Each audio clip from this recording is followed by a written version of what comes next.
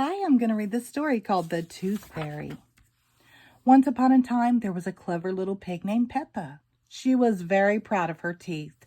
Peppa and her brother George knew how to take care of their teeth.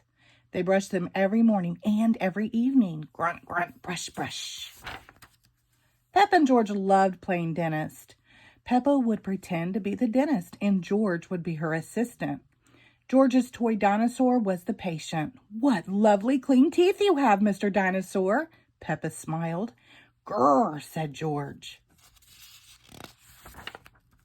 One day, after playing their dentist game, Peppa and George were eating their dinner. Suddenly, something fell onto Peppa's plate. Clatter, clatter. It made Peppa jump. "What's that?" she asked. "Ho, ho, it's a tooth."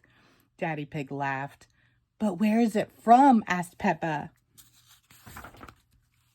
"Why don't you look in the mirror?" said Mummy Pig. Peppa looked. She had a big gap in her teeth. "Oh no," Peppa cried. "Do we need to go see Dr. Elephant?" "Ho, ho, ho. No," said Mummy Pig. "It's just a baby tooth. It's meant to fall out." "A baby tooth? What's that?" asked Peppa. "A baby tooth is a tooth that falls out when you're young," explained Mummy Pig. "A new one will grow in its place." "What should I do with my baby tooth?" asked Peppa. "If you place it under your pillow, the tooth fairy will come. She will take your tooth and leave you a shiny new coin," said Mummy Pig. That evening, while Peppa watched television with her family, she kept thinking about the tooth fairy. "When I grow up, I want to be a tooth fairy," said Peppa. Daddy Pig chuckled. "What about you, George?" asked Daddy. George pointed at his dinosaur. "Dinosaur," he growled. "Hee, hee, hee." "Come on, George," shouted Peppa.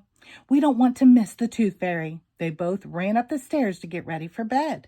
"What are you doing, Peppa?" asked Daddy Pig. Peppa was carefully brushing her baby tooth.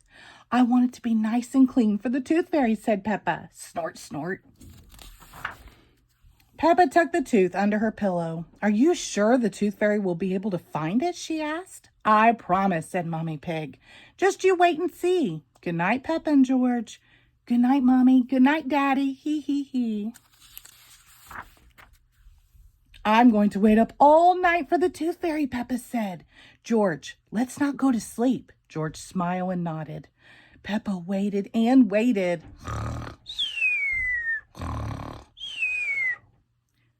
She could hear something. "Is that the tooth fairy?" Peppa wondered. "George," she whispered, "did you hear that? Can you see the tooth fairy?" She climbed down to look at George. He was fast asleep. It was him making the noise. "I am much better at staying awake than George," Peppa sighed. She settled back in her bed.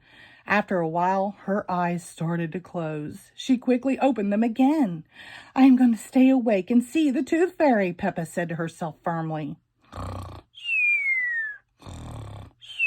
But soon she was asleep. Twinkle, twinkle, what was that? It was the tooth fairy. "Hello, Peppa," she whispered. "Would you like a coin in exchange for your tooth?" The tooth fairy gently took Peppa's tooth out from under the pillow and put a shiny coin in its place. "What a lovely clean tooth," the fairy said. "Thank you very much." Flutter, flutter, flutter. The next morning, Peppa found the shiny coin under her pillow. "Mommy, the tooth fairy did come after all," she shouted, jumping up and down. "Oh, I wish I had seen the tooth fairy," Peppa sighed. "Next time, I'm definitely going to stay awake all night." Snort, hee hee. The end.